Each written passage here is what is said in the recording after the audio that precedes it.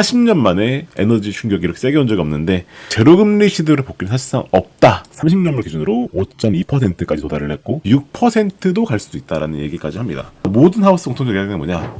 네, 안녕하십니까 여러분. 현명한 투자의 길잡이 제임스 인사드립니다. 자, 오늘은요 이란 전쟁과 미국채 금리 전망에 대해서 설명을 드릴까 합니다.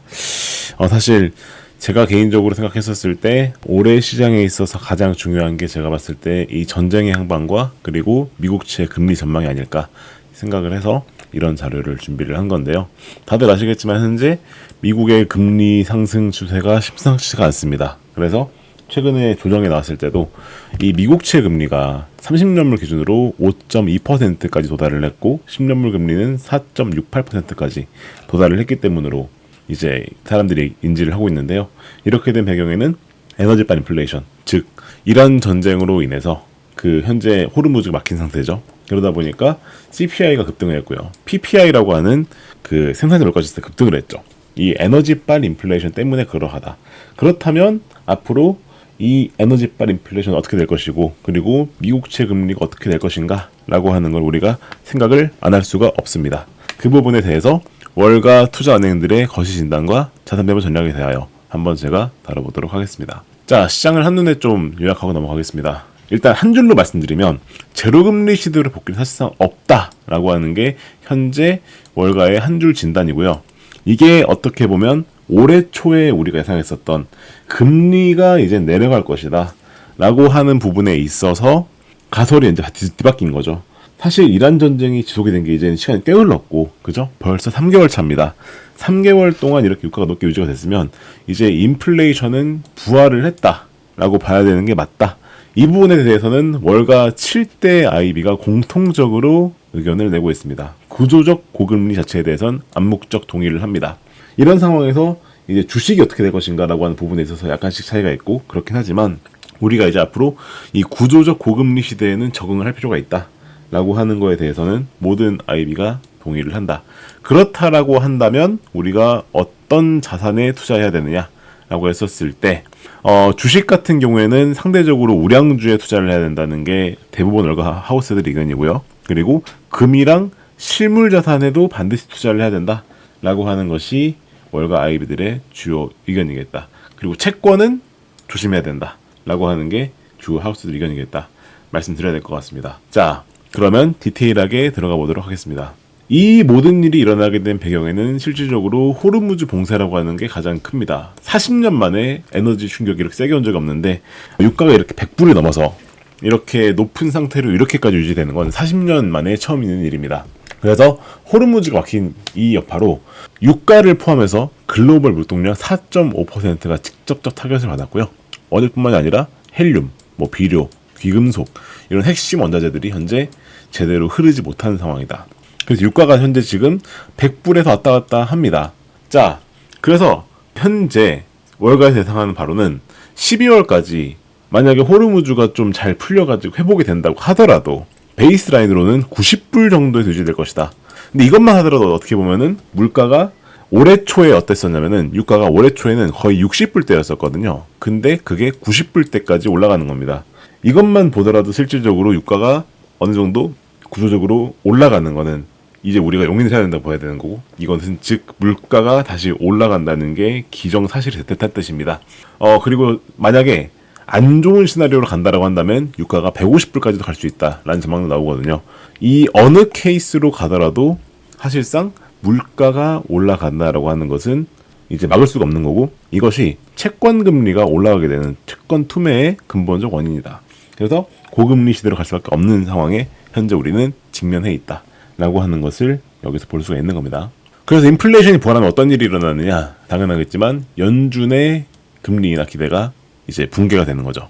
원래 올해 대부분의 하우스가 예상하는 걸로는 2026년에 인하가 일어날 것이다. 금리를 내릴 것이다. 라고 했는데 이제는 시장이 금리를 다시 올릴 수도 있다는 가능성까지 단정하기 시작했습니다. 연내에 인상할 확률이 50%까지 본 하우스가 등장하기 시작했어요. 이제는 다시 금리가 올라갈 수도 있다는 걸 사실상 기정사실화를 한 거죠. 이렇게 된 배경에는 아까 말씀드렸던 것처럼 인플레이션이 부활하게 된 배경입니다. 이제 물가도 올랐고 PPI도 올랐죠. 이것이 그리고 광범위하게 확산되고 있다. 그러니까 이 에너지발 물가 상승이라고 하는 것은, 에너지라고 하는 것은 어떻게 보면 모든 산업에 있어서 기초적인 원자재이기 때문에 모든 광범위한 산업에 걸쳐서 물가가 올라가고 있다. 그래서 전쟁 초기에는, 그러니까 올해 초까지만 하더라도 2016년도에는 금리를 한두 번 내릴 것이다 라고 하는 것이 사실상 대부분의 사람 생각이었었는데, 이제는 2027년도까지 봤었을 때 70% 확률로 추가로 금리를 올릴 수 있다는 것까지도 반영이 되기 시작했다. 이게 어떻게 보면은 구조적으로 이번 전쟁이 금융시장에 가장 큰 영향을 미친 것 중 하나다 라고 말씀을 드려야 될 것 같다는 거죠. 그리고 이 물가 상승은 미국에만 일어나는 일이 아니라 어떻게 보면 글로벌하게 일어나는 일입니다. 호르무즈가 막혔기 때문에 이제 모든 나라의 주가가 올랐죠. 그러다 보니까 현재 모든 나라에서 금리가 오르고 있습니다. 독일도 오르고, 일본도 오르고, 미국도 오르고, 영국도 오르고, 그리고 인도도 이렇게 오르고 있습니다. 그래서 모든 나라에서 현재 금리가 올라가고 있다. 그렇기 때문에 이 고금리라고 하는 것은 이제 전 세계적 현상이 되었다라는 걸 우리가 인지할 필요가 있겠단 말인 거죠. 자, 그리고 이렇게 되다 보니까 현재 어떤 일이 또 일어나고 있냐면은, 그 전쟁 비용을 이제 충당을 하고, 그리고 부채 차원으로 해서 현재 지금 미국에서는 재무부가 국채 발행을 하고 있지 않습니까? 근데 그렇다 보니까는 이 국채를 이제 발행을 하게 되면 어떻게 됩니까? 국채 공급이 늘어나게 되지 않습니까? 그렇게 되면은 투자자들은 당연하겠지만 국채의 공급이 늘어나고 있으니까 여기에 대해서는 더 높은 기간 프리미엄 요구를 합니다. 근데 현재 물가 때문에 고금리가 유지되고 있지 않습니까? 그죠? 그렇다 보니까 이제 그 채권 금리가 올라가는 게 악순환으로 계속 사이클이 도는 거예요. 그러니까 미국에서 현재 전쟁 비용 부담하기 위해서 국채를 발행을 하면 국채의 공급이 늘어나고, 근데 전쟁 때문에 물가는 올라서 고금리 상태고, 그러면 투자자들은 그거에 대해서는 더 높은 프리미엄 요구를 하고, 그래서 금리가 계속 사이클로 돌면서 올라가는 거죠. 그리고 여기에 더해서 금리가 높아졌다는 뜻이 무슨 뜻입니까? 강달러를 일어나게 만든 요인이죠. 그죠? 그렇게 되면은 신흥국들 입장에서는 자기들의 화폐를 방어하기 위해서 외환 보유고를 털어서 화폐를 방어해야 됩니다. 근데 대부분의 그 외환 보유고는 다 어디에 있냐면 국채에 들어있단 말이에요. 그러면 국채를 팔아서 자기들 나라의 외환을 보유해야 되겠죠. 그래서 실제로 현재 튀르키예 같은 경우에는 외환 보유를 위해서 실제로 미국채를 140억 달러 정도 투자를 했다라는 그러한 사실이 이미 나왔어요. 그래서 이렇게 되면은 신흥국들이 자기들 화폐 가치 보호하기 위해서 국채를 또 팝니다. 그럼 어떻게 될까요? 그러면 국채 매도에 대해서 악순환고리가 생기는 거죠. 그래서 금리 급등은 막대한 국채 공급과 신흥국 매도까지 합쳐지게 되기 때문에 이 방어적인 매도세가 미국채 금리를 계속해서 끌어올리는 효과가 나오게 되고, 이렇게 되면은 미국채 금리가 지속적으로 올라갈 가능성도 우리 대비해야 된다. 그래서 고금리라고 하는 게 사실 지금도 고금리지 않습니까? 4.7, 그리고 미국 30년물 국채 금리가 5% 넘어가는 이런 것들은 고금리라서 사람들이 얘기를 하는데, 이것보다 더 올라갈 가능성까지 대비를 해야 된다라는 게 현재 주요 월가에서 보고 있는 뷰이겠다 말씀을 드려야 될 것 같단 말이죠. 그래서 그 7대 IB 모두, 그러니까 우리 7대 IB라고 하는 게 뭐 JP 모건, 뭐 뱅크 오브 아메리카, 모건 스탠리, 골드만삭스. 사실 골드만삭스가 어떻게 보면은 주식시장이나 이런 데에 대해서 되게 강세론을 펼치는 하우스 중 하나인데, 골드만삭스마저도 구조적 고금리는 유지될 수밖에 없다라고 하는 말을 한단 말입니다. 그래서 그 대부분의 하우스들이 다 구조적 고금리 환경에는 동의가 되고 있습니다. 근데 약간씩 차이는 있어요. 약간씩 차이는 있지만 구조적으로 아까 말씀드렸던 이런 이유들 때문에 고금리가 유지될 수밖에 없다라는 거에 대해서는 이제 모두가 동의를 했습니다. 이 부분을 우리가 투자 입장에서는 반드시 알고 넘어가야 된다라는 말씀을 저는 개인적으로 드리고 싶다는 말씀입니다. JP 모건 같은 경우가 어떻게 보면 좀 비관론을 펼치는 하우스 중에 하나인데, 그 JP 모건은 스태그플레이션까지도 경고를 합니다. 10년물이 4.5 돌파했다는 것은 위험자산 전체에 대한 위험 신호다라고 얘기를 하고요. 그리고 이렇게 그 유가로 인해서 물가가 올라가는 케이스에는 어김없이 경기 침체를 동반을 했었다는 그런 리포트도 있거든요. 그래서 이 유가가 올라가게 되면은 사용자들의, 소비자들의 그 소비 심리를 꺾게 되고, 그렇게 되면은 저성장과 고물가가 올 수 있다라고 얘기를 합니다. 그래서 대체 자산으로 가는 게 좋겠다. 즉 금 같은 거겠죠. 금, 실물 자산 확대를 하는 게 좋겠다라고 JP 모건은 얘기를 하고요. 그리고 뱅크 오브 아메리카 같은 경우도 이 인플레에 대해서 2차 파동이 올 수 있다는 것을 최대골의 위험을 지목을 하면서 30년물 국채 금리가 6%도 갈 수도 있다라는 얘기까지 합니다. 되게 무서운 얘기죠. 그죠? 이렇게 되면은 우리가 어떻게 보면은 이제 주식 비중을 좀 줄여야 된다라고 생각할 수 있는데, 근데 그럼에도 불구하고 현재 이 투자자들이 랠리에 소외되는 걸 더 두려워하기 때문에 포모를 두려워하고 있다라고 얘기를 합니다. 그래서 주식 같은 경우에는 국채 금리가 올라가더라도 계속적으로 올라가고 있기 때문에 주식에 대한 붕괴를 막고 있긴 한데 과연 이게 연말까지 이어질 것인가 라고 하는 부분에 있어서는 이 공포 측면에서 만만치가 않기 때문에 이런 부분을 조심할 필요가 있겠다라는 그런 피드백을 남기고 있습니다. 모건 스탠리 같은 경우도 이런 말을 합니다. 건설적이지만 안주하지는 말아야 된다. 채권 금리가 올라가는 건 너무나도 당연한 사실이기 때문에 이 부분에서는 채권에 대해서는 언더웨이트, 즉 채권을 조심해야 된다라는 그런 말을 한다라는 거고요.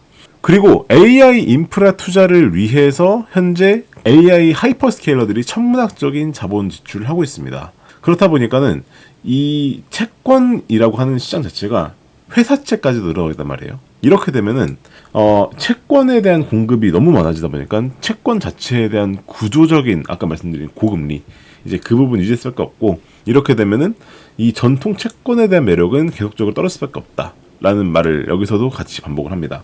여기에서는 이제 AI 캐펙스 투자까지 같이 맞물려서 말을 하는 거죠. 근데 이렇게 되면은 채권이 금리가 올라갈 수밖에 없고 이게 그러면 주식시장에 어떤 영향을 미칠 것인가? 그렇기 때문에 안주하지 말아라 라는 말을 한다라는 겁니다. 조심할 필요가 있단 말인 거죠. 그리고 골드만삭스 같은 경우에는 미국의 경제 선망에 대해서는 이제 JP 모건과는 다르게 견조한 성장을 할 것이다 라고 얘기를 합니다. 그리고 거기에 대해서는 아까 말씀드렸던 AI가 역할을 하고 있다 라고 얘기를 한단 말이죠. 근데 그럼에도 불구하고 실물 자산으로 우리가 계속적으로 해지를 걸어놓는 건 되게 필요하다. 그래서 금에 대해서 선호도가 높다 라는 그런 말을 한다라는 게 골드만삭스의 코멘트겠다 말씀드릴 수 있겠다는 거고요. 그리고 시티랑 도이체뱅크 그리고 UBS 같은 경우도 실질적으로 봤었을 때 이 금리 상승에 대해서는 모두가 다 동일한 의견을 가지고 있습니다. 근데 주식 자체의 펀더멘탈을 근거하기 때문에 주식의 강세로는 지속될 수 있으나 고금리 조심해야 된다 라고 하는 그런 거에 대해서도 전부 다 같은 코멘트를 남기고 있다고 보시면 좋을 것 같습니다. 자, 그리고 모든 하우스가 공통적으로 얘기하는 내용이 뭐냐? 실물 경제에 대한 얘기입니다. 사실 주식 같은 경우에는 AI에 대한 슈퍼사이클에 대한 기대 이런 것 때문에 계속적으로 가고 있고 실적이 좋기 때문에 계속 가고 있지만 고금리 같은 경우는 가계를 압박한다는 게 어떻게 보면 가장 큰 리스크 중 하나라고 얘기를 합니다. 현재 고금리가 지속되면 어떤 일이 일어날 수밖에 없느냐? 모기지 금리가 오를 수밖에 없고요. 그리고 신차 할부 금리 이런 거 오를 수밖에 없죠. 그리고 사모 대출에 대한 문제. 그러니까 사실 사모펀드 쪽이 어떻게 보면 가장 치명타를 맞을 수가 있는 게 안 그래도 사모 대출에 대한 리스크 위험이 현재 계속 여기가 나오고 있는데 그 상태에서 국채 금리가 오른다. 어떻게 될까요? 그러면 이 사모 시장에 대한 그런 리스크 요인들이 계속 늘어날 수밖에 없겠죠. 그렇죠? 그래서 이런 소비자 금융 시장 그리고 이런 사금융 시장 요런 데는 어떻게 보면은 국채 금리 상승이 치명타로 작용하기 때문에 여기에서 뭔가 블랙스완이 나올 수가 있다. 그래서 K자형 양극화가 가속화될 것이고 이것이 계속 이어지게 된다면 중간 선거에 대한 리스크 요인.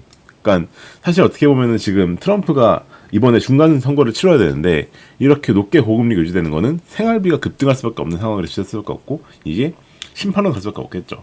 그래서 이런 부분에 있어서 리스크 요인이 존재할 수밖에 없다라는 말도 7대 IB 모두가 다 동일하게 하는 얘기다 라고 보셔야 될 것 같습니다. 그리고 강달러가 계속 이어질 수밖에 없는데 이 강달러가 아까 말씀드렸던 것처럼 이제 비기축국에 대해서는 수입 물가 폭등으로 이어질 수밖에 없거든요. 이렇게 되면은 아까 말씀드렸던 거죠. 트리키에 같이 국채에 대한 매도가 계속 늘어날 수밖에 없는 거고 이렇게 되면은 실질적으로 봤었을 때 악순환을 계속 그리는 그림이 나올 수밖에 없다라고 하는 것도 우리가 조심해서 봐야 될 부분이겠다 말씀을 드려야 될 것 같단 말입니다. 자, 그래서 모든 하우스 공통적 이야기는 뭐냐? 6040 포트폴리오로 대표되는 주식과 채권에 대한 분산 투자. 이것은 기능이 앞으로는 부진할 것이다.